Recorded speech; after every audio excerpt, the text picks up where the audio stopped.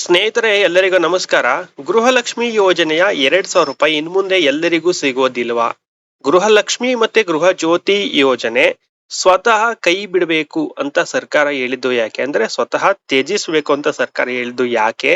ಶಕ್ತಿ ಯೋಜನೆಯಲ್ಲಿ ಸರ್ಕಾರಿ ನೌಕರರಿಗೆ ಉಚಿತ ಪ್ರಯಾಣ ನಿಲ್ಲುತ್ತಾ? ಸೊ ಈ ಎಲ್ಲಾ ಪ್ರಶ್ನೆಗಳು ಕೂಡ ಈಗ ಕರ್ನಾಟಕದಾದ್ಯಂತ ತುಂಬಾ ಚರ್ಚೆ ಆಗ್ತಾ ಇದೆ. ಆದ್ರೆ ಈ ಒಂದು ಸುದ್ದಿಯ ನಿಜ ಏನು? ಸರ್ಕಾರ ಈಗಲೇ ಹೊಸ ಆದೇಶವನ್ನು ಏನಾದ್ರೂ ಹೊರಡಿಸಿದೆಯಾ ಅಥವಾ ಇದು ಕೇವಲ ಒಂದು ಪ್ರಸ್ತಾವನೆಯ? ಈ ಒಂದು ವಿಡಿಯೋದಲ್ಲಿ ಯಾವುದೇ ನಿಮ್ಗೆ ಡೌಟ್ ಇಲ್ಲದೆ ಗೊಂದಲವಿಲ್ದೇನೆ ಸಂಪೂರ್ಣವಾಗಿ ನಿಮ್ಗೆ ಮಾಹಿತಿಯನ್ನು ತಿಳಿಸ್ಕೊಡ್ತೀನಿ. ಆ ಕೊನೆ 2 ನಿಮಿಷ ಮಾತ್ರ ಮಿಸ್ ಮಾಡ್ಕೋಬೇಡಿ, ಯಾಕಂದ್ರೆ ಕೊನೆಯಲ್ಲಿ ಸಾಮಾನ್ಯ ಜನರ ಮೇಲೆ ಇದು ಏನು ಪರಿಣಾಮ ಬೀರುತ್ತೆ ಅನ್ನೋದನ್ನ ನಿಮ್ಗೆ ಸ್ಪಷ್ಟವಾಗಿ ಹೇಳ್ತೀನಿ. ಓಕೆನಾ? ಸೊ ಅದಕ್ಕೆ ಮುಂಚೆ ನೀವೇನಾದ್ರೂ ನಮ್ಮ ಚಾನಲ್ಗೆ ಸಬ್ಸ್ಕ್ರೈಬ್ ಮಾಡ್ಕೊಂಡಿಲ್ಲ ಅಂದ್ರೆ ಉಚಿತವಾಗಿ ಚಾನಲ್ ಸಬ್ಸ್ಕ್ರೈಬ್ ಮಾಡ್ಕೊಂಡು ಬೆಲ್ ಐಕನ್ ಕ್ಲಿಕ್ ಮಾಡಿ.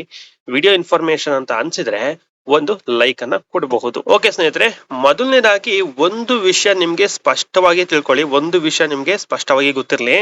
ಗೃಹಲಕ್ಷ್ಮಿ ಆಗಿರ್ಬೋದು, ಗೃಹ ಜ್ಯೋತಿ ಆಗಿರ್ಬೋದು ಅಥವಾ ಶಕ್ತಿ ಯೋಜನೆಗಳು ಯಾವುದನ್ನು ಕೂಡ ಇಲ್ಲಿ ಸರ್ಕಾರ ರದ್ದು ಮಾಡಿಲ್ಲ, ಕ್ಯಾನ್ಸಲ್ ಮಾಡಿಲ್ಲ. ಸೊ ಈಗ ನಡೆದಿರುವಂತದ್ದು ಒಂದು ಪುನರ್ ಪರಿಶೀಲನೆ ಮತ್ತು ಸುಧಾರಣೆ ಚರ್ಚೆ ಅಷ್ಟೇ. ಪರಿಶೀಲನೆ ನಡೀತಾ ಇದೆ ಅಷ್ಟೇ, ಯಾವುದು ಕೂಡ ರದ್ದಾಗಿಲ್ಲ.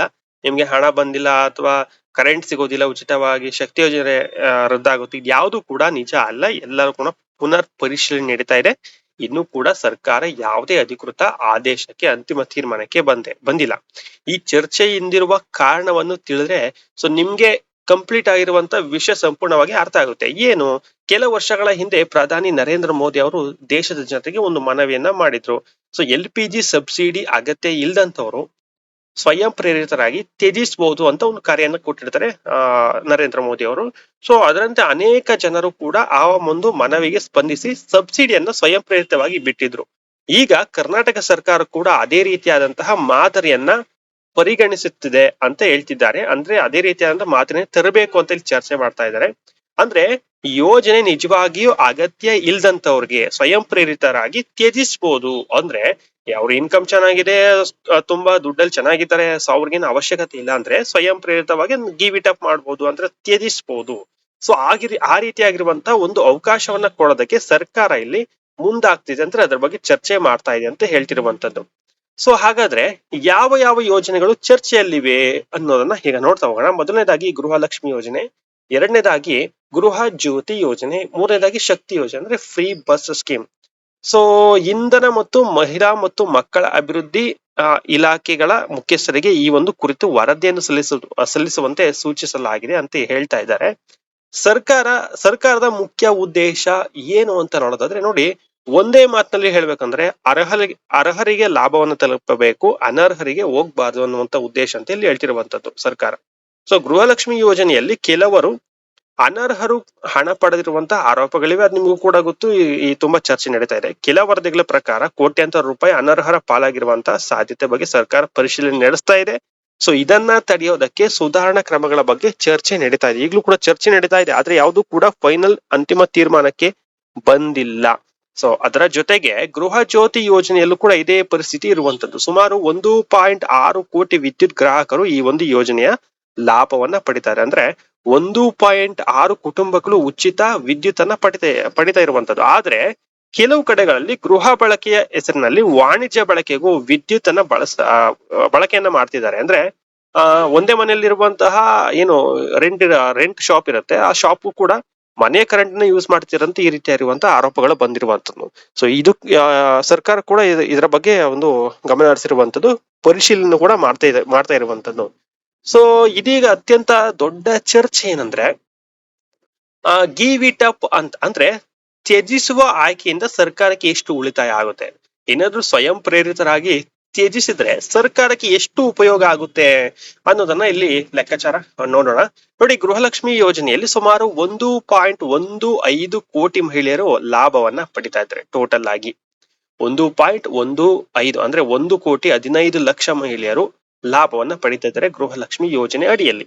ಈ ಯೋಜನೆಗೆ ವರ್ಷಕ್ಕೆ ಸುಮಾರು 24,000 ಕೋಟಿ ವೆಚ್ಚ ಆಗುತ್ತೆ. ಸೊ ವರ್ಷಕ್ಕೆ 24,000 ಕೋಟಿ ಬೇಕಾಗುತ್ತೆ ಈ ಒಂದು ಗೃಹಲಕ್ಷ್ಮಿ ಯೋಜನೆ ಒಂದಕ್ಕೇನೆ. ಸೊ ಇದರಲ್ಲಿ ಕೇವಲ 5% ಜನರು ಸ್ವಯಂ ಪ್ರೇರಿತರಾಗಿ ಯೋಜನೆಯನ್ನ ತ್ಯಜಿಸಿದ್ರೆ ಎಷ್ಟು ಉಳಿತಾಯ ಆಗುತ್ತೆ ಅಂತ ನೋಡೋದಾದ್ರೆ ಸುಮಾರು 1,200 ಕೋಟಿ ರೂಪಾಯಿ ಉಳಿತಾಯ ಆಗುತ್ತೆ ಅಂತ ಇಲ್ಲಿ ಅಂದಾಜು ಮಾಡಿದ್ದಾರೆ. ಗೃಹಲಕ್ಷ್ಮಿ ಯೋಜನೆಯಲ್ಲಿ ಕೇವಲ 5% ಏನಾದ್ರು ಸ್ವಯಂ ಪ್ರೇರಿತರಾಗಿ ಯೋಜನೆ ತ್ಯಜಿಸ್ಬಿಟ್ರು ಅಂದ್ರೆ ಫಲಾನುಭವಿಗಳು ಸುಮಾರು 1,200 ಕೋಟಿ ರೂಪಾಯಿ ಉಳಿತಾಯ ಆಗುತ್ತೆ ಒಂದು ವರ್ಷಕ್ಕೆ. ಗೃಹ ಜ್ಯೋತಿಯಲ್ಲಿ ಕೂಡ 600ರಿಂದ 700 ಕೋಟಿವರೆಗೆ ಉಳಿತಾಯ ಆಗುವಂತ ಸಾಧ್ಯತೆ ಇದೆ ಅಂತ ಇಲ್ಲಿ ಹೇಳ್ತಾ ಇರುವಂತದ್ದು. ಸೊ ಈಗ ನೀವು ಕಾಮೆಂಟ್ ಮಾಡಿ, ಒಂದ್ ವೇಳೆ ಸರ್ಕಾರ ಏನಾದ್ರೂ ಸೊ ಈ ರೀತಿಯಾಗಿ ಅವಕಾಶವನ್ನ ಕೊಟ್ರೆ ನೀವೇನಾದ್ರೂ ಇದನ್ನ ತ್ಯಜಿಸ್ತೀರಾ ಅಥವಾ ನಿಮ್ಗೆ ಅವಶ್ಯಕತೆ ಇದೆಯಾ? ಅವಶ್ಯಕತೆ ಇರುವಂತವ್ರು ಯಾವುದೇ ಕಾರಣಕ್ಕೂ ನೀವು ತ್ಯಜಿಸ್ಬೇಡಿ, ಅಂದ್ರೆ ಯೋಜನೆಯನ್ನ ಬಿಟ್ಕೊಡ್ಬೇಡಿ. ಸೊ ಅವಶ್ಯಕತೆ ಇರುವಂತವ್ರು ಯಾವುದೇ ಕಾರಣಕ್ಕೂ ತ್ಯಜಿಸ್ಬೇಡಿ, ನಿಮ್ಗೆ ಹಾಗೆ ಮುಂದುವರ್ಕೊಂಡು ಹೋಗ್ಲಿ.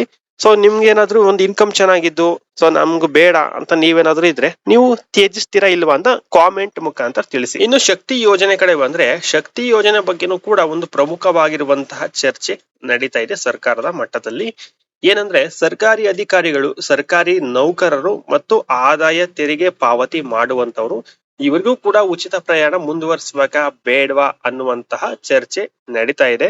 ಸೊ ಸ್ವಯಂ ಪ್ರೇರಿತರಾಗಿ ಇವ್ರೇನಾದ್ರೂ ಅಂದ್ರೆ ಸ್ವಯಂ ಪ್ರೇರಿತವಾಗಿ ಬಿಡುವಂತ ಅವಕಾಶವನ್ನ ನೀಡಬೇಕಾ ಅಥವಾ ನಾವೇ ಸರ್ಕಾರದಿಂದ ಏನಾದ್ರೂ ಆದೇಶವನ್ನು ಹೊರಡಿಸ್ಬೇಕಾ ಅನ್ನುವಂತ ಈ ರೀತಿಯಾಗಿರುವಂತ ಚರ್ಚೆ ನಡೀತಾ ಇದೆ.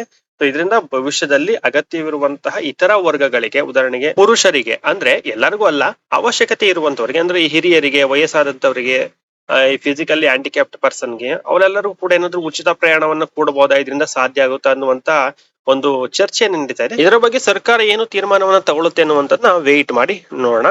ಸೊ ಇನ್ನು ಕೊನೆಯದಾಗಿ ನೋಡೋದಾದ್ರೆ ಸೊ ಈ ಒಂದು ಕ್ಷಣದವರೆಗೂ ಯಾವುದೇ ಭಯ ಪಡುವಂತ ಅವಶ್ಯಕತೆ ಇಲ್ಲ. ಗೃಹಲಕ್ಷ್ಮಿ ಆಗಿರ್ಬೋದು, ಗೃಹ ಜ್ಯೋತಿ ಆಗಿರ್ಬೋದು, ಶಕ್ತಿ ಯೋಜನೆ ಆಗಿರ್ಬೋದು, ಯಾವುದೇ ರೀತಿ ಬದಲಾವಣೆ ಇಲ್ಲ. ಆದ್ರೆ ಪರಿಶೀಲನೆ ನಡೀತಾ ಇದೆ ಸರ್ಕಾರದ ಮಟ್ಟದಲ್ಲಿ. ಸರ್ಕಾರದ ಮಟ್ಟದಲ್ಲೂ ಕೂಡ ಇನ್ನು ಯಾವುದೇ ರೀತಿಯಾದಂತಹ ಅಂತಿಮ ತೀರ್ಮಾನವನ್ನ ತಂದಿಲ್ಲ, ಅಥವಾ ಯಾವುದೇ ಹೊಸ ನಿಯಮ ಆಗಿರ್ಬೋದು ಅಥವಾ ಯಾವುದೇ ಒಂದು ಹೊಸ ರೂಲ್ಸ್ ಆಗಿರ್ಬೋದು ಇನ್ನು ಕೂಡ ಜಾರಿಗೆ ಬಂದಿಲ್ಲ. ಸರ್ಕಾರ ವಿವಿಧ ಇಲಾಖೆಗಳ ವರದಿಯನ್ನ ಪಡೆದ ನಂತರವೇ ಅಂತಿಮ ನಿರ್ಧಾರವನ್ನ ಪ್ರಕಟಿಸುವಂತ ಸಾಧ್ಯತೆ ಇದೆ. ಇದುವರೆಗೂ ಕೂಡ ಯಾವುದೇ ಅಂತಿಮ ನಿರ್ಧಾರವನ್ನ ಪ್ರಕಟಣೆ ಮಾಡಿಲ್ಲ. ಸೊ ಅದರಿಂದ ಈ ಸಾಮಾಜಿಕ ಜಾಲತಾಣಗಳಲ್ಲಿ ಹರಿದಾಡ್ತಿರುವಂತಹ ಅಂದ್ರೆ ಸೋಷಿಯಲ್ ಮೀಡಿಯಾಗಳಲ್ಲಿ ವೈರಲ್ ಆಗ್ತಿರುವಂತಹ ಮಾಹಿತಿಯನ್ನ ಸೊ ನಂಬರಿಕೆ ಹೋಗ್ಬೇಡಿ. ಅಧಿಕೃತ ಆದೇಶ ಬರೋವರೆಗೂ ವೇಟ್ ಮಾಡಿ. ಅಧಿಕೃತ ಆದೇಶ ಬಂದ್ರೆ ನಾನೇ ಖಂಡಿತವಾಗಿ ನಿಮ್ಗೆ ತಿಳಿಸ್ಕೊಡ್ತೀನಿ. ಸೊ ಈ ವಿಷಯದಲ್ಲಿ ಸರ್ಕಾರ ಏನೋ ಅಧಿಕೃತ ಆದೇಶ ಅಥವಾ ಹೊಸ ಮಾರ್ಗಸೂಚಿ ಬಂದ ತಕ್ಷಣ ಸಂಪೂರ್ಣ ಮಾಹಿತಿಯನ್ನ ನಾನು ನಿಮ್ಗೆ ನಮ್ಮ ಚಾನಲ್ ತಿಳಿಸ್ಕೊಡ್ತೀನಿ. ಸೊ ಹಾಗಾಗಿ ವೇಟ್ ಮಾಡಿ.